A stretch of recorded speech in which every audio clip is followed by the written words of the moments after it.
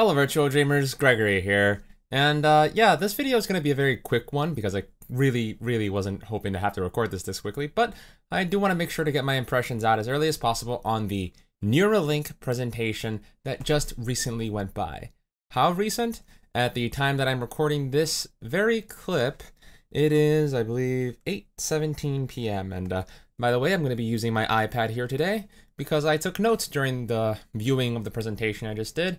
And I want to just give you guys my overall first impressions on what was said, some of the dissections on understanding of what was going on there. So this is going to be a pretty long one because, of course, it was a pretty long presentation. I'm hoping to do another video sometime next week where I managed to cut this down and abbreviate it into a much more digestible form factor, since we're going to be getting into a lot, and I mean a lot, of technical mumbo jumbo that if you aren't a biologist, if you aren't an engineer, if you aren't a technician, if you didn't go to college, or actually screw the college part, if you just don't know about this stuff in general, it's going to sound like I'm talking another language. Which, I mean, if you want me to do, yo puedo hablar español también, I mean. Okay, joking aside, let's just dig right into what the presentation is about for anyone who might not be aware. Neuralink is Elon Musk's not virtual reality, his brain-computer interface company. Their initial mission seems to have been based around the idea of helping humanity evolve, basically, or transcend their limitations of current flesh in order to better integrate with computers because of the concerns he initially had over the possibility of things such as artificial intelligence managing to rise up and take over humanity. Depending on whether or not that happens, what you think either is here or there, point is, Neuralink is developing brain-computer interface technology. So, in theory, using their technology, you should be able to connect, say, your brain to your gaming computer, a tablet, let's see if I got it, yep, smartphone, or basically any other computer. That actually pops up as a question during the presentation, but I'll get back into that in a little moment. Anyhow, they started off the presentation by explaining their purpose behind the presentation, and that is recruitment. I repeat, the purpose behind the presentation was not to sell you a product. It was not to explain how they're revolutionizing the world. Their main goal is to recruit people to the company. Later on in the presentation, they explained that they currently have around 100 or so people working at Neuralink, which I'm actually kind of surprised. That's a fairly low number of people considering the kind of research and development they're doing. So it's definitely a pretty grassroots, still early on in its development. So their expectation to have somewhere in the realm of 10,000 or more employees at some point, I feel is more than reasonable, all things considered, when you take into consideration that we're talking about a company that is dealing in brain-computer interfaces. Like that to this, it's, yeah, you're going to need some real muscle, or I guess in this case, brain power, to get things taken care of. Pun totally intended. But yeah, their main goal is recruitment, so keep that in mind as we're discussing some of the points that they discussed during this video, or during their presentation, because again, that's their intent. We have to think about what they're going for, because the way they speak is going to be influenced by that goal. So let's get into the first thing that they kind of mentioned, which was the kind of things that Neuralink could be used for. They cited a bunch of mental illnesses or ailments that they believe that Neuralink would be capable of assisting with. Things such as memory loss, immobility, let's see what else, just general mind condition stuff. So, you know, memory loss, immobility, seizures, impairment in any other way, blindness, deafness, sensory issues. You can kind of cover a lot of this stuff with blanket statements, so that's the reason why I'm kind of struggling here. But in particular, they're basically just saying Neuralink is capable of handling just about all of that, which it's a brain-computer interface. It's directly interfacing with your brain. One would hope that would be the long-term intent insofar as increasing fidelity and continuing to get better in their technology. So that's kind of comes with the realm, you know, it comes with the job, basically. So you better expect that kind of stuff. So, moving on to the next part, which was pretty exciting, actually. They showed off what the Neuralink actually looked like.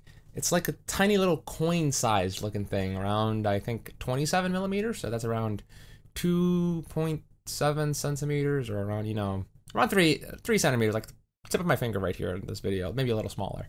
And it's around the size. It's a coin-looking thing. It has the neural lace sticking out of it. They had it connected up to a small little plate thingy in order to make sure that little threads didn't go anywhere. Which anyone who's ever worked with, like, you know, tiny little threads, you know that they kind of go all over the place if you don't have them grounded to something. But yeah, they were showing off the device, and I think it's a pretty neat expansion of what they were doing before. And I kind of like that they changed up their interface, because if you water breaks, gonna need them, because yeah, I'm not gonna be able to talk all 30 minutes without kind of clearing my throat here and there. But yeah, basically with the coin-sized form factor, they've changed from the initial intent, which was to have something kind of behind your ear, and they're just going with like a small little circular implant, which honestly, I think this kind of speaks to maybe a change in philosophy, because I remember early on when they were discussing neural lace, they were basically describing it as this technology that would almost fan out and spread across your brain almost by itself. And based on the newer robot designs they have and the strategy that they're going for, it seems that they're kind of backtracking on that a little bit and moving more towards the direction of having neural lace be directly implanted right over the area where it's going to be needed. So say you have to access a part of the brain that's right up here, you would implant the hole right there. If it's over here, it would be right there. They specifically mentioned that depending on the location on your body where they end up having to put the neural lace, it could be completely invisible. So for somebody like me, if they were to make the small hole here, if the hair were to grow back later, you basically wouldn't notice it. Or if you had nice flowy hair, you could basically just cover it up, kind of like a comb over or something. Yeah, that doesn't actually make it sound all that nice. Well, anyhow, the newer form factor, in my opinion, is definitely an improvement, since it means that you get more direct access. And because of it, they actually changed up the methods, or at the very least, as far as I know, they've changed up the methods for interaction. So it is battery powered. It should last just about all day, and it should have an overnight charging system using an induction charger, which, for anyone wondering, that's basically what manages to charge your phones wirelessly. So imagine having something that you just attach to your head at night, and that would like slowly and steadily charge it. Or crazier yet, one of those like long distance wireless charger things that are kind of appearing. They're terribly inefficient, but hey, at the very least, it'd be kind of a cool way to charge you without having to stick a cable in your head now every day, would you? Anyhow, that's more or less the changes that have occurred in the form factor. So definitely an interesting improvement. And in addition, we also have some more information on the kind of uses and its actual design. If you looked at it, the format seems to be like a little disc containing electronics. So just judging by it, they seem to have a small circuit board that has all the chips and all that, and they have the layer that kind of releases all the electrodes and connects with everything. And based on the way they described it, this thing is, I mean, the way they described it directly was basically it's like a Fitbit you install in your brain. And I'd say if you had to get an even better metaphor, it's basically like a smartwatch you install in your brain. And just judging by the size, it basically is that. I mean, the special thing here is not going to be the computer or the actual, you know, hardware in terms of computation for Neuralink. That's not particularly special beyond everything that happens insofar as their ECOG or electrocartography mechanism is concerned. Electrocartography basically just refers to using electrodes, or, you know, parts of electrical circuits that connect to non-conductors. And yeah, it basically just means using that to connect to your brain or to connect to your body. So electrocartography is basically the inside of your brain version of EEG, which tries to do so at the scalp. Electrocartography skips the scalp and drills into your brain so that you can directly access the parts that you're going for. It is a order of magnitude more accurate than EEG, which we recently just had a, you know, heart-to-heart talk about the limitations of EEG and the ways that you really shouldn't be expecting too much of it. But electrocartography is very different. DARPA, you know, US military has used this technology for high-end prosthetic applications in the past, and they have shown very tangible results. Now, are these results possibly mixed in and interspersed with other things? We're going to find out about that in a little bit. But so far, at the very least, their solution involves having it spread out and connect to a computer system. And they described some of the functionalities of that computer. And in some respects, depending on who you are, that might sound impressive. You know, the whole, oh, we can play music and gather this and that and that. Guys, we don't pay attention to that aspect of the discussion. That is pure fluff. You can get music on just about everything. I can literally build a smart toilet paper roll if that's what you want. That's how commonplace and accessible these electronics are. They mentioned it towards the end of the presentation, but for the most part, one of the ways that they're driving costs down for Neuralink is by leveraging a lot of the available chips and technology from smartphones and other smart applications and using it with Neuralink. So basically, they're just going to take your smartwatch and shove it in your brain instead of having it on your body. So depending on who you are, that might sound cool, might sound scary. Yeah, I'll let you be the judges of that. So just kind of continuing on with my notes here. Also worth noting, it does have a gyroscope, which everything nowadays just has a gyroscope. So in theory, if anyone's wondering, could this be used for virtual reality applications? First off, anything that's a computer can be used with virtual reality if you connect it properly, and this thing has Bluetooth, so of course. But this is actually a very useful function for virtual reality because having a gyroscope built in means that you have another gyroscope to utilize alongside of your virtual reality headset, or possibly being able to use it for augmented reality, since now you won't have to install that in your glasses because your brain already has it. So, interesting thought right there, Elon. Let's see. Oh, cancel something. Let's see. It's implanted. The method in which you're getting this, because remember, it is inside of your brain. This is not a nerve gear, everybody. This is going inside. So, more of a Neuralinker kind of a thing. But anyway, the way that this works is essentially they have a robot that drills a hole in your head, kind of peels away the skin, and then uses a very precise and delicate mechanism to directly implant each one of the small electrodes into the spot of the brain that it's supposed to be. And it does this with such precision that it can avoid the microscopic veins and blood vessels and other sorts of things that could potentially bleed out as a result of this process. That was actually very impressive to me, because you have to think about this. Every tiny little mistake they can make here can be very, very bad for you. Because remember, you know what we call when your brain starts bleeding somewhere? You usually call that some form of a stroke. Or at the very least, it causes a stroke. Because, yeah, you don't generally don't want your brain to bleed in any of things. Because, when you start losing blood up there, you really rapidly start doing this thing called dying. So, yeah, it's very good that they're finding early on, or at the very least, even at this stage, ways to avoid that possibility from happening. So, definitely good on Neuralink team. Keep up the good work there and making sure that everything is safe. But in essence, their hope is to have this be almost fully automated, which I'm a little iffy on that. I mean, I'm not too sure I'd want to go to, Home Depot or Walmart or something to get my brain implant. But at the very least, in the presence of medical professionals, or at the very least some other form of staff available to help you out in the event of technical failures, because remember, we're dealing with artificial intelligence, sophisticated machines, and mechanisms. Things break. The reason that we're making machines is because they generally break less than humans, or at the very least, they're able to do more before they break than humans. So in this case, you always want to keep that into consideration. This is probably going to be highly automated, but at the same time, they're probably going to keep medical professionals involved. And their claim of, going in, getting the surgery, coming out, no pain, I actually kind of believe that to an extent, because there really aren't pain sensors up here. I mean, you can do a lot of stuff there, but usually the pain that actually happens is just tangential through other aspects of your actual brain. Because there's no need for pain sensors in your brain, because by the time something's up there, you're probably already dying. So, yeah, it's kind of an inefficient, pointless thing. Why bother putting something when you're already dead? It's like, yeah, no point in worrying about it. Anyway, yeah, the technology seems to be pretty interesting, the way they're just kind of implanting it. I was already impressed with this from last year, just the fact that they have such precision with tiny things, but I've been increasingly amazed by some of the things we're doing in terms of precision in general, like with 3D printers and stuff. So at this point, I can kind of see where they're going with this. And it's definitely a nice trend that I'd like to see continue going forward into the coming decades.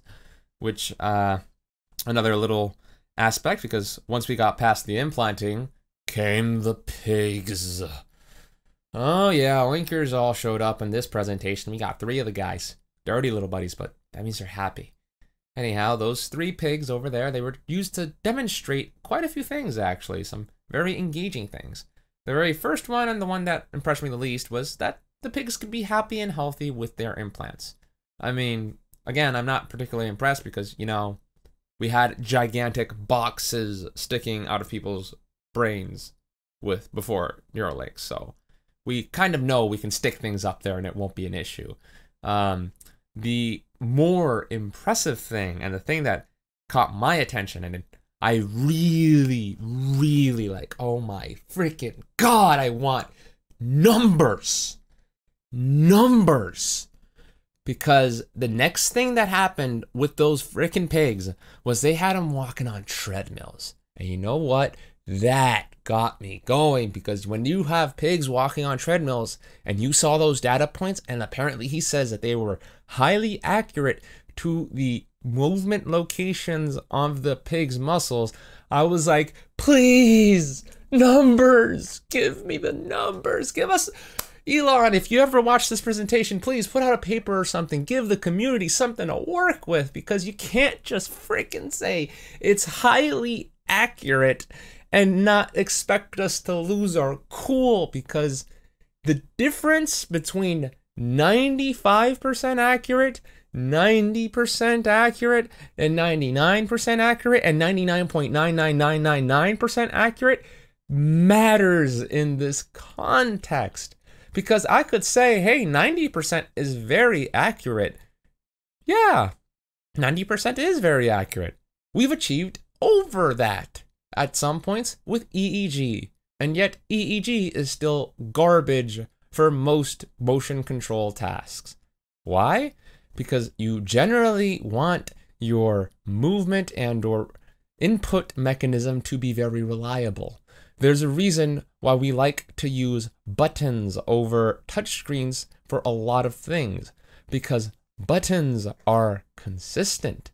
This phone I have only has 3 buttons: the power button, volume up, and volume down. Why would you make power a button? Wouldn't you use something capacitive? No, because capacitive things can get buggy, they mess up, and I hate it when I have to use a touchscreen for things sometimes because the software might be slow or it might be lagging. A button? No, a button's a simple mechanism. It keeps the connection going or it stops the connection. No muss, no fuss, that's all it is. And it's all because of that supreme simplicity.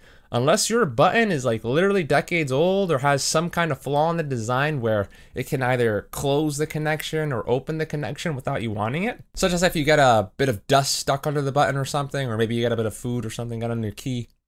But in essence, when you have something 100% reliable, you know that you don't have to question it. I don't have to question whether my arm is going to move the way I want it to. It does exactly what I want it to 100% of the time. Just as when I'm pressing a controller input, it does exactly what I want it to 100% of the time. The goal when it comes to, I'd say, brain-computer interfaces for a gaming application, which that comes up later, we're going to get into that, is at the very minimum, I'd say, for, you know, gamers, not for... pardon, you know, gonna be a little more sensitive part, not for people who are impaired, because, you know, for you guys, there's obviously different standards. We need to keep that into context. But for gamers, the StarCraft crowd they mentioned, you will not accept it if your controls mess up 2% of the time.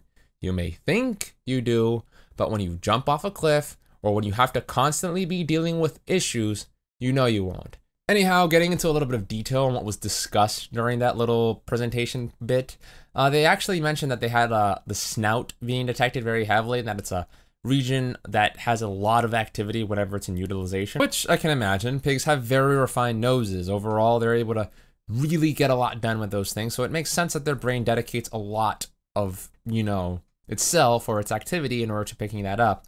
But for a moment there, I actually got a little worried because, how should I put this? The nose is kind of close, you know, to the brain right there. And generally, whenever I hear stuff like, say, oh, you can pick up like eye motion or mouth motion using EEG, yeah, that's not EEG anymore. That's EMG. So for a second there, I was getting kind of concerned, like, Elon, are you y'all trying to pull that old fast one that I keep seeing? Y'all know the fast one, the one where they'll present MG based results, but kind of presented as though the EEG is doing the job, because there's a very big difference. And when I say very big, I made an analogy in this type of video that we did, where trying to read brain information using an EEG was like trying to figure out where a piece of plankton is in the ocean using based on the ripples of the surface. Yeah, the difference between trying to analyze your brain versus trying to analyze a muscle or a nerve is like going from the ocean to like a cup or a drop of water. Yeah, you heard me. Going from the ocean to a cup or a drop of water. That's how big the difference is. Because it is, I repeat, simple. Elon mentions it towards the end, but nerves are like wires in your body. And the wire is a very simple construct. Electricity to point A to point B. It goes along the wire. That's all it does. And that's what we want in terms of simplicity, because it means that we don't have to start thinking about decoding a second computer using a first computer. Yeah, it's just, okay, this is going out there.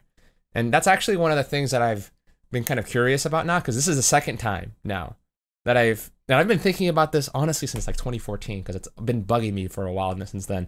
Because if you look at the motor cortex, the region of our brain that kind of is used to basically that directly sends signals towards our muscles, or that at the very least does the processing for them. It's like right along this band I'm going through right here. It's like almost like a little bit of a headband thing. And it's like that sliver right there is where almost all of our brain activity is going. The very tip top is supposedly the legs, and as you go down, it actually kind of gets closer. So it's a little bit flipped upside down relative to your own body. But it fascinated me because it's all right there on the surface. It's like right along there. And you can get really good data on motion from that. And I'm very curious because between Elon and Gabe Newell, that is now and as well as, my own suspicions, but that's now two or three good reasons to have a very good close look at like the surface layer of information for motor information on the brain, just because it's right there. And I really want to see like way more development on this, because depending on, again, the accuracy, those numbers, it really makes a difference here, people. Depending on the numbers we see, it can really decide whether or not I would revise my own opinion on when we would expect, like, say, not full immersion. I'd still put the earliest, my own personal expectations, maybe 15, 20, 30 years from now. But in terms of like motor control for like quadriplegics, that's significant, the StarCraft level, that at that point I could imagine happening like 10 to 15 years. But again, the numbers are very weird, and again, the devil's in the details, because we're talking about a guy that loves Elon. I love the man. He's one of my personal heroes. I've read his biography. I watch all of his videos. Occasionally I'll go through one of those compilations of like Elon roasting people, or Elon's like, sad moments, his successes and all that stuff. He's a huge inspiration of mine. But anyway, yeah, as much as I love the guy, punctuality, yeah, this presentation was late. So if he says long term, I did this in the last year's video, and I'm going to say it, and I'm just going to kind of reiterate on this right now, and probably going to reiterate it again like a week and a half from now anyway. But yeah, when the guy who expects to be on Mars in like 10 to 15 years says it's going to take a long time, it's cause for, considering things. Anywho, yeah, just kind of moving forward a little bit more. The next part was also very fascinating. This was about two-photon microscopy. And they were explaining how they're able to shoot electrons, basically, or photons, or something along those lines. I actually need to take some time to look into this, because I don't want to tell you guys about something I don't completely know about. But the general demonstration they were showing there was more or less the ability to fire an electrode off, or at the very least stimulate a region, and get a response from roughly 1,000 neurons, which, I mean, you can consider that impressive. I mean, you really can, but I can tell you another way I can stimulate billions of neurons. You know what? I know a way to stimulate every neuron in my brain at the same time. You know what I would do? I would get a taser and stick it in my brain.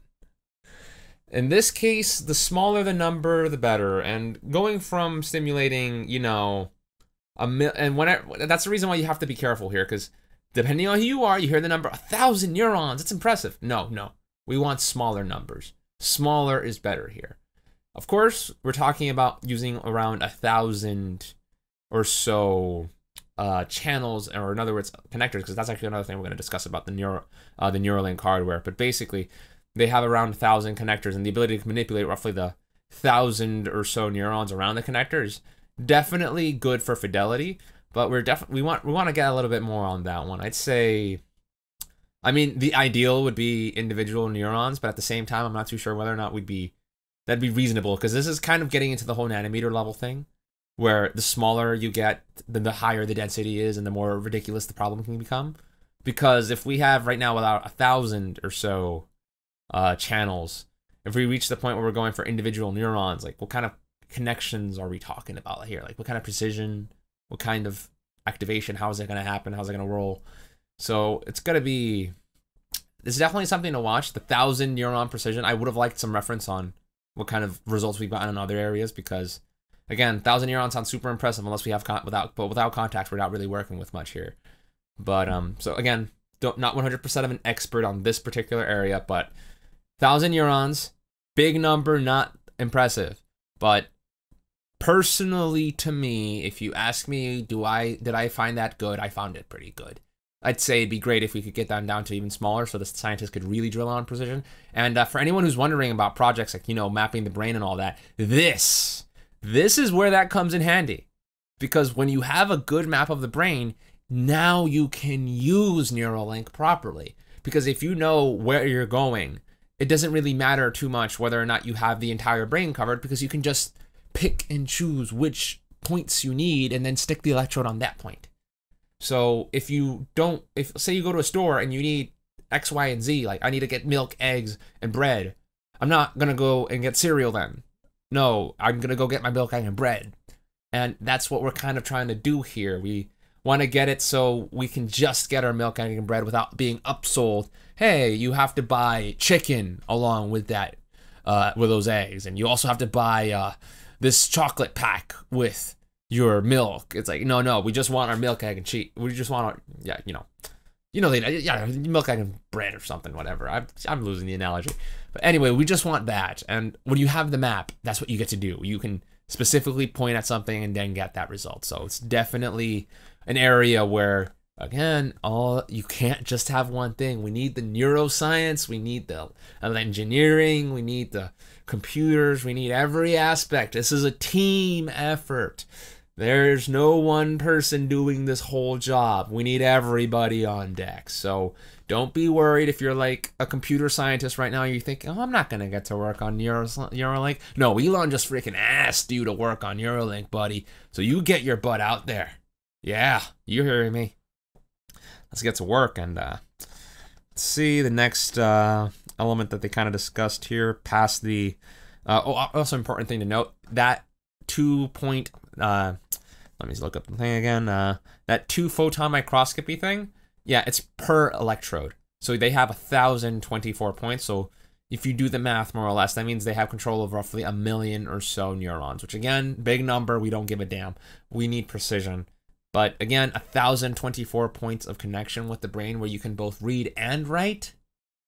That whole nomination or granting by the FDA of revolutionary slash, what was it called? I'm trying to remember the exact phrasing. I think I have it written down some here, but game changer or something technology. Yeah, basically that nomination that they were given by the FDA is well warranted, because now we're talking read and write in a standardized product. That's game changing. That is breakthrough. That's the word I was thinking. I don't know how I had game in mind. No, obviously I think I know I had game in mind, but yeah, it was a breakthrough technology. So yep, they kind of reiterated on some of the good old points over here. Let's see, all day battery life, overnight charging, connects to your phone, because Again, I think Fia from the TVRS, the virtual reality show, actually asked us, could you use Neuralink with your brain? In this case, Fia, when it comes to Neuralink, it uses Bluetooth. So thanks to Bluetooth, any device that is Bluetooth enabled can theoretically be used with Neuralink. So my tablet here, my phone, a computer, just about anything can communicate. That's actually the wonder with computer technology. As long as you have a interface that is universal enough, you should be able to connect with just about anything. In theory, you can even force things that aren't supposed to be connected together to work together if you're smart enough. Hashtag Michael Reeves, hashtag DrillChan. But yeah, you can basically turn anything smart and or connect them to one another if you have enough software and hardware skills. So yeah, I'd say considering we're talking good old Elon, yeah, there's plenty of that to work around here. All right. I'm going to move on to the next point here. Again, we're going to have a full, nice, clean, sliced video version of this sometime next week with the MarkystalVR avatar as well as some, editing and all that. And my points better clarified after I've taken more time to rewatch the presentation, think through some more things, and maybe get an overall message to give you guys. But right now we're just going through some raw information. And actually at this point, they kind of finished with their core presentation, which I mean, this is brain tech, so this does take a while to really develop, but I personally think that they went they've been improving very well. So I can definitely say, if anyone's wondering, is Neuralink stagnating or anything like that? No, they are doing great work. They're progressing much faster than I was expecting. I still need some more concrete numbers. I'm kind of mixed because there were some things they said here that were fluff, and I still think are fluff, and that we need more numbers and more accurate information. And I understand if they may not want to give that out because of competitors and stuff like that. But at the same time, I could say I have a high accuracy EEG, but if it's 90%, we're not playing game. It's just not good. We need the numbers to get context, and without that context, we're just not. And they dodged a few questions. I'm gonna drill into them for this one, because yeah, they completely dodged the mother load of questions here. But once we got into the questioning stage, somebody asked about spike detection and how it worked, which, if you remember the point in the presentation where they had like the beeping sound, which was reflecting the activity that was, or the information that was being sent out by Neuralink in the computer to the computer system, they asked how those were being made. And in this case, they said that they were using online spike detection, which, for anyone who doesn't know the difference between online and offline, offline essentially means that they're just kind of processing things after the fact. So the information is being taken, stored somewhere, or at the very least just left there, and then being processed. In this case, by being online, it is doing things in real time. Now, of course, being online in that respect does mean that there are some limitations. You can't really use past/future information all simultaneously at once because the future still hasn't happened yet. So you do have to detect things and analyze them on the fly. It is much more difficult. And the second thing is, it does also limit the range of analysis that you can do, because all you have to go off of is those up and downs, and you can't really go off of a huge broader picture without some really sophisticated hardware. And by that point, you're going to start running into the limitations of bandwidth with Neuralink, which, that's actually an important thing to note. The Neuralink's output through Bluetooth is using compressed information. So think of it almost like using an MP3 versus lossless audio. The raw information, in all likelihood, would have to require some form of either proprietary or specialized wired connection, because Bluetooth just doesn't have enough information to carry the amount of data that they need to in that situation. And I'm not too sure whether or not you'd want to. That's been an issue with neural-based technology in the past. I remember with the Thalmic Labs Mayo, actually. It was that armband thing that I talked about in my 2014 virtual reality rig video, but that actually had a little bit of a kerfuffle where people were kind of mad that they weren't providing the raw information, which, I mean, it's kind of understandable, because raw is hard to work with. Not everyone's going to work with it, and generally the little spike data is much more easy to deal with for, say, programmers or something along those lines. But either way, the information was still relatively useful, and it's using an interesting process where it's able to kind of recognize or look for patterns in real time using its own onboard chip. So the way it seems to be doing things is it already is capable of analyzing, like, the changes in fluctuation. Because for anyone who's wondering what is an electrode and what it's doing, it's a voltmeter. That that's the simplest way I can put it. You know what? I'm right here on my desk. Let me see if I have it. Yeah, perfect. This, if you don't know what it is, this is a multimeter. This is capable of detecting various different electrical properties and activities and things. So right now it's off. It has a DC voltage mode, AC voltage, which there is a difference, your resistance, and milliamperes. So if you just heard me say a bunch of words and just thought, basically, all you need to know is that the electrodes here are being used for the voltage one. Voltage is the difference in potential or charge or basically when one area is more positive than another electrically. And depending on how great the difference is, that determines the voltage. And when you see electricity move, it is because there is a difference in voltage. So our brains generate those differences in voltage using action potentials, which is basically like little firings off of our neurons. And oh man, I just know I'm losing a bunch of people through this, but at the very least, anyone who's keeping up with me, great job, thanks. But yeah, in essence, having each one of those, that variance in voltage changes over time, depending on how active the region is. Because remember, we're not analyzing individual neurons. If we were, this would be a binary system. So it would very likely be on or off. But in this case, it is because we're analyzing regions or whole groups of, I guess, 1,000 or so neurons at once. There's a bit of a gradient to it. So we'll see a little bit of an up and down motion to the amount of voltage that we see measured. And that gradient can be useful because depending on the region and the associated activity with it, we can say, oh, if channel 2, 5, 8, and 30 are active, then they're probably moving their arm. Or if channels 0, 123, or I guess 1023 in this case, because it's probably, I'm not too sure whether they're using base 1 or 0. I figured it's 0 since, you know, digital programming, that kind of stuff. But yeah, in all likelihood, it's just going up and down in that respect, and they're just trying to measure the basic spikes. So that should be, you know, fairly reasonable. That's what we expect. But in this case, having that extra layer of decoding and analyzing patterns right on the fly could be very useful, just depending on the nature of the brain data. Again, I would probably be better served here if I did a bit more studying on neuroscience. And ironically enough, they said that you don't need to know a lot about neuroscience to get hired by Neuralink. I'm not too sure if I'd want to work for them myself yet, but anyhow, if you don't know about brain stuff, the internet is your friend. We can learn everything nowadays. Thank you, Internet-sama. Anyway, yeah, we can't get raw information, and they do some form of decoding. The interesting part is that it is live. The live information can be provided through Bluetooth, but it is in a basically compressed form factor. If you want raw, you're going to have to find some form of offline way to deal with it. I suspect that Neuralink probably has some form of storage, since they mentioned music and all that stuff. So in all likelihood, they'll probably have some form of offline transmission, but they would basically just keep a small amount of information stored that you would then go read after the fact. Next point, they kind of went into it, because at this point we're dealing with questions, so whether it was through Twitter, the audience, or other means, they were being asked questions, and they just needed to, and they were just having like the entire team just respond to different things, and or at the very least the people that were present, because you know they didn't have 100 people present in their presentation. That would have been a bit much. But they kind of asked them again about the installation, and it is supposed to be painless with no blood and happen under an hour. You would walk in, get your procedure done, and get out. I actually kind of would have liked if they would have gone into removal, because we're all talking about getting Neuralink, but I know a lot of people who would be very pissed, or at the very least would feel very uncomfortable if you got a nice great old Neuralink. It's like, oh, this is amazing.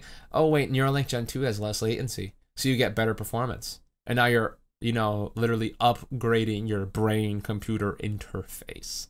And I'd feel very awkward if they said, oh, we can't get that out very easy, or oh, you're gonna have to pay us a good amount. Like, we need numbers on both sides here, people. This is things you consider. And again, we're not too sure how long this stuff is gonna last. We assume it's gonna last a long time, but you know, brain, body, computers, machines, very few things last a very long time without maintenance. I have yet to really encounter the thing that can go, oh, pardon, I just hit the mic, but I have yet to encounter the thing that can last a very long time without maintenance. So yeah, you're definitely going to want to ask those kinds of questions in the future. Bandwidth, let's see. Restoring movement. I think they, here it was. This was kind of interesting. When they kind of went into the bandwidth, they kind of started touching on a few tangents that were kind of interesting. They mentioned that in the future, they were kind of hoping for the ability to restore movement in spinal patients. But here's the thing that fascinated me. They mentioned having a second Neuralink implant for that purpose. Which, when I heard that, I was like, oh, they're slipping. They're slipping. They're letting information go. They're letting some of the truth in. Yeah, that's what happens when you got to ask questions and you aren't working on the presentation. Or maybe there's planning. I'm not going to go the conspiracy route. This is what happens when you're doing it live. But yeah, they were kind of slipping there, and I saw something pretty interesting when they kind of mentioned that, because if your Neuralink is good enough to pick up information and receive it, now you're talking about getting a spinal connection as well. It's kind of fascinating right there, because you're kind of making the association that you're going to be expanding to other parts of your body. And that you're also very interested in, you know, direct applications for that, such as getting quadriplegics and tetraplegics to be able to move again. And that gets interesting for me, because, you know, you're using brain information, communicating it back to your spine and all that kind of thing. It's all, you know, fine and dandy. But it makes me kind of curious about the nature of Neuralink's objectives and how they're kind of presenting it. Because again, the goal here was recruitment. Their goal was not to sell a product. Their goal was not to advance the medium during this presentation. Their goal was to recruit people. And I know that putting a small little bit of a bait and switch, because again, it's the classic bait and switch, going with talking about the brain when you're actually working throughout the entire system, it makes me really curious what Neuralink's plans are in terms of development of information and technology beyond beyond just the brain. Because again, you would assume that if Neuralink were sufficient just in that one location, that you wouldn't need to expand things much beyond the spinal connection. I mean, I'm wondering how far down they're talking about going. Are we talking like all the way down? They mentioned a spinal stunt, so that was kind of fascinating. But yeah, the bandwidth at the very least they said should be sufficient. I'm trying, again, I'm gonna have to rewatch this presentation because I'm trying to remember exactly what the context was for the connection between, you know, bandwidth and restoring movement for spinal patients using a stunt. But at the very least, it seems that they have a sincere expectation that the amount of information they're getting from the brain is sufficient to be able to allow somebody to walk again, or at the very least provide some kind of functionality with that. So I'm very curious again at those numbers. I should not say on record the things I would do for those numbers right now. Oh, I really shouldn't. But anyhow, one of the numbers I did see was 100 kilobits through 1024 channels. So that's neither here nor there. I'm going to have to go get some context for that. It sounds significant because, again, 100 kilobits, a bit is about, you know, just 0 and 1. So 100 kilobits for 1024 channels. It's here and there, pretty decent, I'd say. Actually, really good. That's around 10,000 points, I'd say. So, yeah, sorry, I'm getting myself kind of wrapped up in the numbers here. But here's the, man, this is the question that quite a few of you are probably waiting for. Twitter came in clutch. They asked the big one: will Neuralink be usable for gaming? Neuralink, this is Neuralink. Here's the question. Here's the question going towards, Neuralink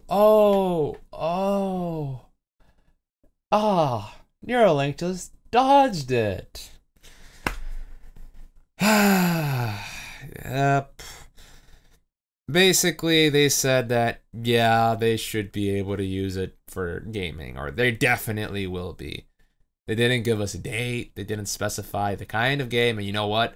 Somebody, again, I'm trying to remember. I wish I could remember their names. I'm probably going to cite the name in the next video. But somebody in the audience actually came in clutch and tried to really get them to elaborate. Because I know, we all know, this is the gaming application a bunch of you are looking for. And I basically have a feeling that the real answer is no. Or at the very least, definitely not in Gen 1. Oh, no, no, no, no. But, yeah. Oh, I actually kind of missed the point here. They mentioned telepathic car summoning. Definitely. I could have answered that one for you. Do you guys not watch Michael Reeves? I'm gonna link his video with like the card, like in the comments. Y'all need to. If you guys like this stuff, you really need to look into it a little bit more. People are, if he can drive a car with it, badly as it may have been, yeah, I think summoning my car with my mind should be feasible. It's literally a button. Summon car.exe. Yep, come over here. It's a macro. It's a macro. But yeah, they say gaming wise, they won't really consider the task like significantly, really greatly done until you basically have quadriplegics playing StarCraft. I want to know what they mean by playing StarCraft. That's actually not in retrospect, I think that's probably would have been a very good question. Are we talking about the actual inputs of StarCraft, or are we talking like using a spinal stunt / Neuralink combination to manipulate their bodies to play StarCraft? Because there's a very big difference between those two things. There's a very big difference. One is, I mean, they're both impressive, don't get it twisted, but one is, you know, awesome and amazing and a really huge improvement. The other one is SAO. Yeah. So we need more detail. And honestly, if you ask me, I still think, again, I'm going to reiterate it. 15 years earliest, 20 to 30 years more likely, assuming AI continues to evolve at the pace it's going, and that computers continue to evolve at a rapid pace or exponential pace. We're living in history, people. We're watching that debate happen live. We're gonna see where the cards will lie. I personally, I'm not picking sides on either, because honestly, I'm not gonna be a player in the factor here either way. I'm not a computer engineer in that respect. So, chipset makers, Intel, AMD, or I guess Intel's still technically in the game. TSMC, Samsung, you know, the guys that are actually fabricating the chips. Because important thing to note, AMD, they make great chips and great CPUs, but they don't actually own their fabrication processes anymore. They kind of sold those off back when they were having real big troubles, but it's been working out well for them so far. So, yeah, no real issues there. The depth, Neuralink is being inserted around 3 millimeters. That's not much. That's like maybe like 90, like the little. You can look up what 3 millimeters is, or you can grab a ruler or something. It's, you know, those little bits that divide your centimeter. Yeah, it's 3 of those. So, here, I'm neither here or there. They kind of didn't really go into it too much on whether or not they would go deeper. We need that brain map to really figure out where we want to go. So for now, I think it's fine that they're only at the upper levels, because again, there's still so much that we need to know. We're still exploring that ocean, people. We need that map. We need a good map.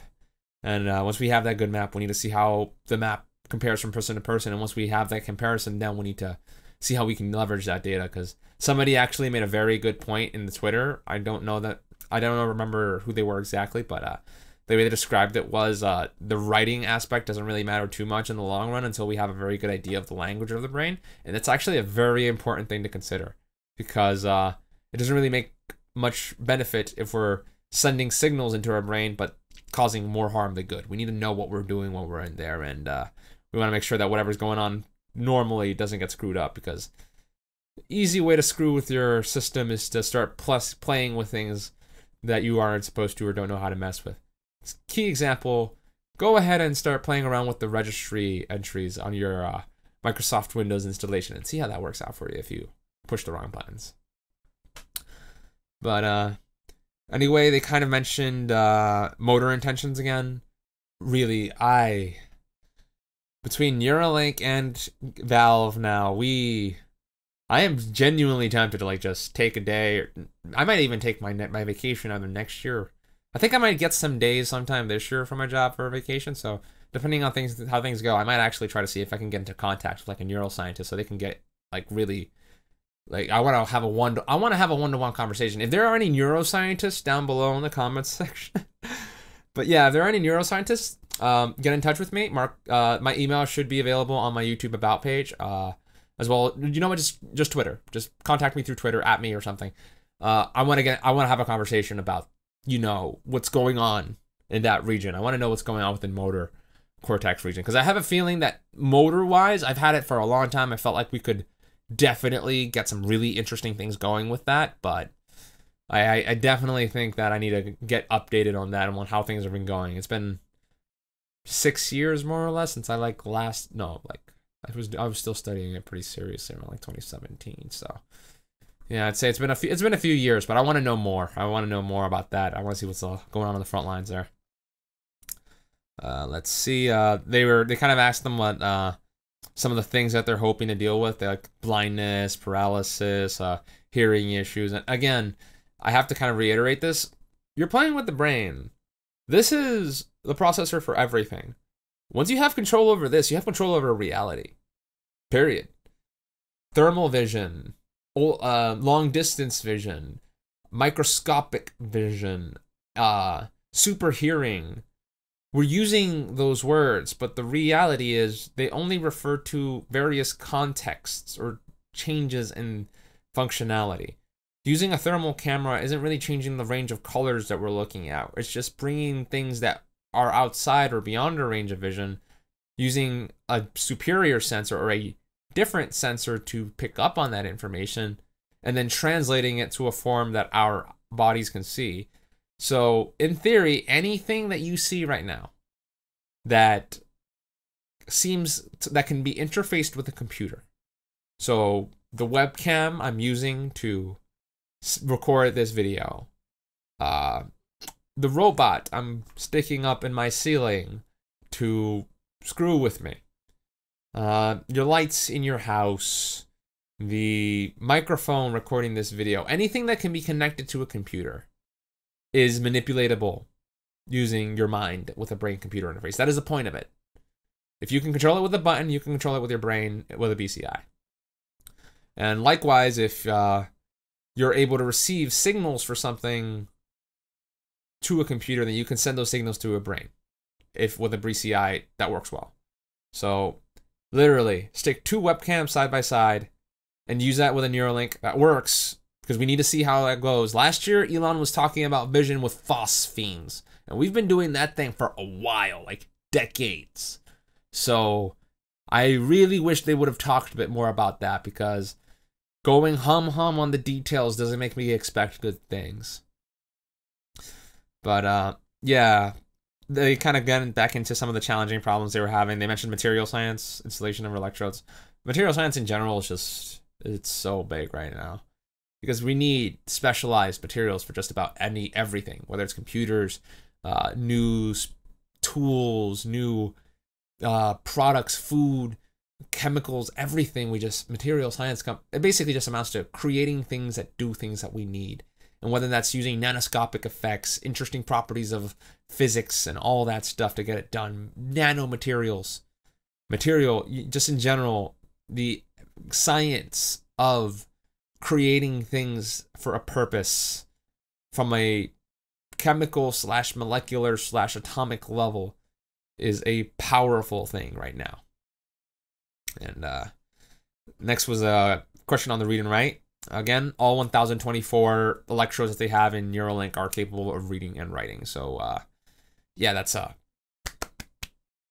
great. We're going from 100 electrodes to 1024, an order of magnitude of improvement. So good job, Elon. Good job, Neuralink. That's a pretty great thing. They mentioned, let me go through the numbers here, a 20 kilohertz rate of read. Most of the valuable data that occurs in the brain is around 1 millisecond. So again, the way the brain processes information versus the way a computer processes it is very different. So even though it's 1 millisecond, that's being distributed and kind of altered around, and I can't adequately, my words are failing me in adequately being able to describe it. It's a non-linear structure of information interconnection that's asynchronous, and at the same time very cumulative, so it's not quite something that we can compare apples to apples. But more or less, our computers are faster than our brains. They have been for a while. And 20 kilohertz is way faster than a millisecond. Of course, it's 20,000 times faster. And apparently, for spike detection, they have a 900 nanosecond level of fidelity, which is, again, amazing. Completely so. That's way more fidelity than I can imagine us really needing for that kind of detection. But it's great that we have it. I mean, the reason I say it's kind of way more than we might need is because, again, we're not really detecting individual neurons. We're detecting spike levels. And I suppose that they could have come in handy for, like, detecting, like, minute differences. So it's going to be up to research to determine how valuable that is. But the fact that we have that is amazing. So, good job. Next point was... for stimulation, they actually have a different rate of velocity. That was 7 microseconds, which is still incredible. 7 microseconds. That's like, well, literally 7/10 of a millisecond response time in terms of monitor. So it's blazing fast. So definitely going to be up to time to see how that comes in handy and how we can leverage that. The team, again, 100 people, they, more or less, that's, again, they've done amazing work for only having 100 people. Elon really does manage to get the best out of people, and I can definitely see that Neuralink is benefiting a lot from his leadership, or at the very least, from the people there must be incredibly passionate and hardworking. Props to everyone at Neuralink. You are the frontier of our technology, and I respect everything that you're doing. Don't take any of the words I'm doing right now as harsh criticism of you. You guys are doing amazing work. This is more a balancing act of public expectations versus the reality of technology, and trying to find a balancing point in the middle where we don't have people going crazy expecting to jump off bridges over the technology. And at the same time, we also don't have people that are completely pessimistic and losing their minds and saying that VR is not, Neuralink is never going to amount to anything. Because anyone who says that, no, Neuralink is, they're going places. They're doing amazing things. I expect them to be. Oh man, if I need to double check if they're public. I'd probably, the second they go public, I put my money on that. I put money on it. Next thing, this was the good one. This is where the audience guy came in clutch. He straight up asked them, what are the likely first game applications for Neuralink? And again, Neuralink question. Dodged it. Basically, all they amounted to saying was something along the lines of thinking with a computer to control something is possible for paraplegics / tetraplegics. Rough translation, it's still EEG / emotive. Sorry. It's better. It'll be better. I'm not saying it is, garbage, but yeah, it's... Yeah, you aren't playing Sword Art Online, guys. Sorry. Gen 1 isn't doing it. This kind of touched into the whole basal plate implant thing. Long term. This kind of came into a bit of a concern thing. I might have jumped the gun with the whole bandwidth thing earlier, but yeah, basically the thing that kind of caught my attention was that when he mentioned the whole connection and using the mind spinal stunt connection in order to cure or basically alleviate tetraplegia, such people who are paralyzed or have issues with the wiring of their spinal cord, which the spinal cord is basically just a bundle of wires coming up together. If you've ever seen the wires that connect up to your circuit breaker or something like that from behind, it's basically that, but for your body. But in essence, the thing that kind of interested me was when he said long term for their expectations insofar as that, because again, we're talking a guy who expects to be on Mars in like 10 to 15 years. Or within the next 20. So when he says long term, I'm wondering, Elon, are you expecting to be alive for this? Because I really hope. I'm not. You know what? I'm not even gonna postulate this. I don't want to think about it right now. But when he says long term, it does make me suspect this is probably going to be going towards the latter half of my 20 to 30 years optimal expectations, and that makes me suspect that when they said high accuracy insofar as the motor control information, because when you look at the pigs, you would think, oh, we can just use it right now. No, probably just means that they're probably somewhere in the range of 80 to 90%, maybe a little bit higher accuracy. But ideally, for a application as sensitive as being able to move, I'd imagine you'd want somewhere in the realm of, 99, 99.9. Every unit of decimal that we add here makes a difference. So you would ideally want as many nines after that initial 99 as humanly possible. I'd say once you get past 99.99, you have that's pretty reliable. I would trust that. But yeah, I really wish we had a good context for that number, because if we did, we would be able to tell whether or not it would be, because if you said it's like, oh, we're at 99, we're trying to get 99.9 to 99.999, then I'd be like, okay, yeah, we'll probably have this in like 10, 15 years. But if it's closer to like 90, 95 after 1,000 electrodes, yeah, we'd need a breakthrough. We would need another breakthrough to like really speed up the schedule. Protecting the implant from the body, they mentioned, I think they kind of touched on like, being protected from pressure, shock, vibration. I actually kind of find it fascinating that they mentioned about having give in the wires, which is, it's a small detail, but you really want to think about it, because if Neuralink were completely rigid, that would actually be a very bad thing, because our brains actually slosh around inside of our skulls. They move. That's how you can get a concussion. It's because your brain just smacked up against the skull. And yeah, if my headphones are like touched and under tension, if I were to move it like that, it could snap. And with how small and delicate the wires are for Neuralink, you really don't want that. By comparison, if you have a little bit of slack, you can move around and you see it's barely moving over there. Whereas if you have no slack, you're kind of, you're playing with fire right there, or I guess in this case with your brains. And yep, they kind of mentioned a little bit about saving and recording memories again. I mean, at this point, it's just talking nerd stuff. Actually, I kind of want to comment on that. The guy, everyone at Neuralink, you guys are cool. I would like literally love to just sit down with a beer with you guys and just like, or some kind of drink, or just coffee, tea, or something. I would just love to just chill out and just talk shop, or just talk the fun stuff, because honestly, these guys seem cool. Everyone just going on Black Mirror, chilling out about just nerding out about the technicalities of stuff. Everyone just seems really cool. So definitely, everyone over there, really awesome stuff. They mentioned linear phases. I actually want to look into that, but it seems to be something in particular for memory. The overall construct for memory for a human is probably pretty complicated, and I think this is more long term. This is one of those, we will eventually be able to do it in principle, but they actually kind of almost had a little bit of a debate on the thing that we talked about just recently about, the nature of consciousness in the human body. Is it a material thing? Can we spot the consciousness part of your brain? Is there a part of, if we could transfer this little point, would that be you? And that's like the kind of debate they were kind of having on stage. So remember, this is not a solved question. Even if, although they did make a good point. That one guy did that. Having the hard science part down would really help in answering that question a little bit, because again, right now we don't really understand what's going on in here. We're just literally barely scratching at the surface. We're at 3 millimeters of the surface.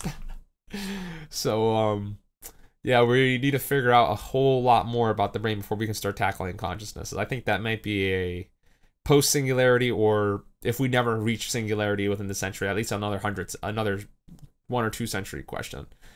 So yeah, and also again, everyone who's thinking Black Mirror, I'm sorry, I haven't seen the show. I don't have a Netflix.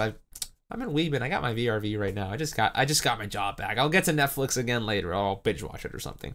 Let me know if you want to hear my impressions on Black Mirror at some point or something. Programming languages. This is kind of like a meh question. They mentioned Verilog, C, C++, Python. Can it run Crysis? Yeah, programming languages, guys. If you're anyone who's an actual programmer probably knows you're never gonna stop learning languages. It's good if you're trying to figure out what my first programming language should be. Learn whatever you can build something with, and then build something, and then build another thing, and then get good at building things with that one language. by the time you are really, really good at building things with that language, you will be at the point where you are basically able to learn any other language relatively quickly. Because the fundamentals of programming between languages are almost all identical, very simple stuff. It's almost always if-else statements and all that kind of stuff. And once you understand one programming language, you understand more or less all of them. I didn't understand JavaScript at all. Like, I never studied JavaScript until the beginning of this year. And yet, free code camp, JavaScript algorithms and data structures. I did that in like a month or so, maybe a little bit longer, maybe a little less. I don't know exactly. I'd never interacted with JavaScript before in my life. But because of C++, because of C#, because of Java, because of the other languages I've dealt with, it was a quick pickup just like that. Because, again, the principles of programming remain the same through most of those languages, and a lot of them are very C-based anyway. So don't think too much about what language you're learning. Think more about learning what the language is doing, the code. What does it mean to handle logic and create structures of logic? That is the core foundation of programming and code. So learn that and get good at it. And then you can start worrying about the rest of the stuff. Same for the robots that kind of mentioned C++, Python, Java. Doesn't matter. It really doesn't. I'm about to start learning Python right now because I've got a Raspberry Pi over here. Or depending on what your perspective is. This is GLaDOS. Say hi to GLaDOS. But yeah, we've got a Raspberry Pi over there. I want to learn Python for it. I could probably use another language on it. I just kind of feel like it because, again, dilettante over here. I'm a bit of a freaking jack of all trades. Goddammit. Anyway, they mentioned security concerns. They say it's a priority. The usual yada yada encryption, yada yada authenticated. Guys, security is always going to be an issue here, and you have to accept it. The moment, I mean, they're using Bluetooth for goodness sakes. Someone's gonna hack your Neuralink. It's gonna be bad. It's gonna be awful. Ugh, I don't even want to think. I really don't want to have to think about it. But yeah, just know what you're getting into. Whenever you make a computer, I guess what was that phrase to say? When you look into the abyss stares back at you. When you make a connection on a computer, unless that computer is completely inaccessible from the outside and completely self-isolated, like say a PLC or a microcontroller, and you rip off all the connections. So long as that computer has a means of being connected to, it will be hackable. That is just the reality of it. The moment you create a bridge between yourself and the rest of the world, you're opening yourself up to be hacked. I'm going to make a whole video about this in October when I'm trying to scare the heck out of you. But yeah, just be aware of that. That's what you're playing with that. You're playing with that fire. Availability, cost. In a word, expensive is what they said. They kept reiterating hope to make it like LASIK, but I know a lot of people for whom LASIK is expensive too. So SAO, buy my nerve gear for $300 crowd. Seems like Neuralink, even when they're hoping for it to be good, cheap is still going to be. Yeah, it seems like it's still going to be a little while. Supervision again, the whole telepathy thing. Oh, the telepathy conversation was actually pretty interesting. The guy kind of mentioned about wanting to be able to communicate thoughts without the compression layer of having to, translate things into words or actions and things along those lines. That was a very fascinating kind of deep discussion. We could probably go all day on that. But yeah, all in all, my impressions on the Neuralink conference are kind of mixed. I'm very positive on the actual work they're doing. Like the quality, the improvement in terms of the amount of electrodes we're getting. Amazing work. Just good job, team. The read-write capabilities. I kind of have to give them some props for the simplicity of it, because even though they're basically just taking a smartwatch and sticking it in your brain, there's a little bit more engineering that goes into it than that, and you got to respect that engineering. So definitely on that. The pigs, gotta give the pigs over there some good love. They did a good job. They were good pigs, well trained, behaved pigs, and yeah, the little presentation there where they showed the waveforms of the pigs.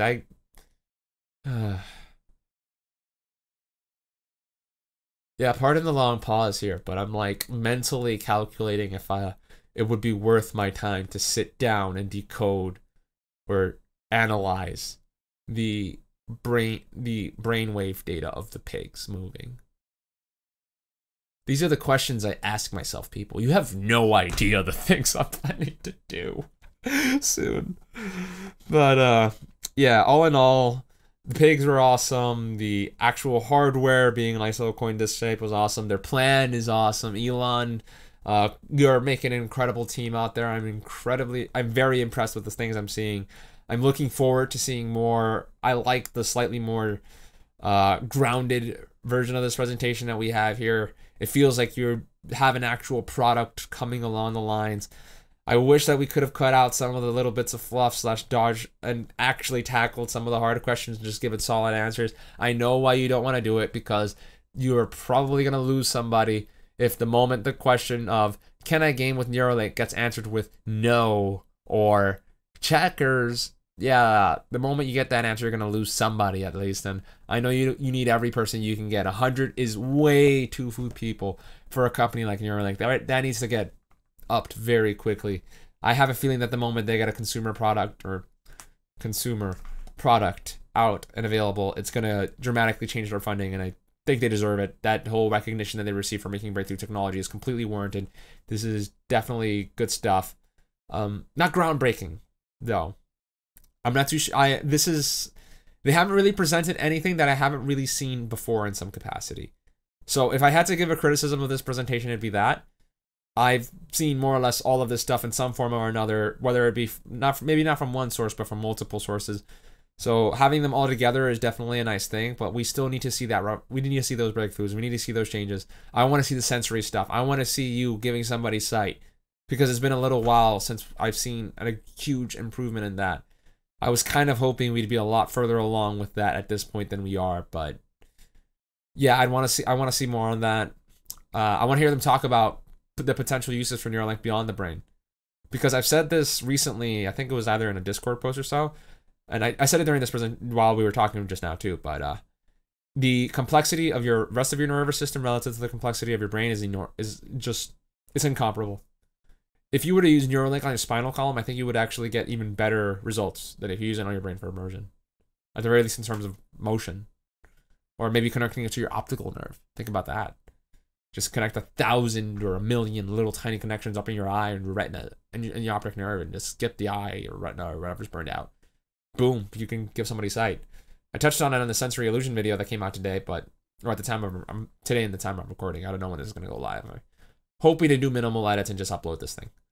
But yeah, at this point we're just kind of rambling. I'm gonna have a much more concise and better presentation for everybody later, but I wanted you guys to have my direct thoughts as quickly as possible, because you kind of liked the last video I did like this, and I want to make sure that you guys get as much of this information as possible and just a little bit of an extra dissection of some of the stuff that we saw there, because I understand that some people, even what I'm saying right now, probably went over some of your heads. But hey, the fact that you're trying is what we want. We want your curiosity. We want you to be exploring and fascinated by the potential and capabilities of humanity.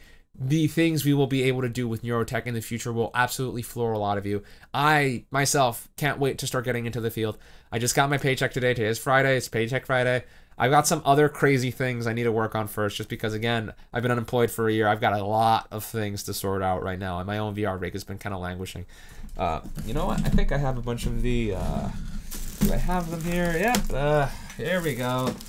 Kind of see some of my gear over here. Electrode pads. And I've got around so many I'm dropping. I've got around 8 muscle sensors over here, so yeah, I can't wait to start getting more of this stuff. I got to get around another, I'd say at least another 8 or so this year. We're going to see how much that ends up being. But yeah, there's just a lot of technology that I got to start improving in terms of stuff. So hopefully we'll be able to see an EEG, more EMG stuff, and more tech stuff on the channel pretty soon now that I have a budget. Amazing. But yeah, everybody, that's all you're going to get from me in this video. I'm going to do another one again sometime next week to more concisely sum up all this information in a nice, elegant package. We're going to have Markystal for it there. But yeah, thank you very much for watching. I'm sweating up a storm because I turned off the AC for this videos. But yeah, thank you very much for watching this video, everybody. I'm Markystal.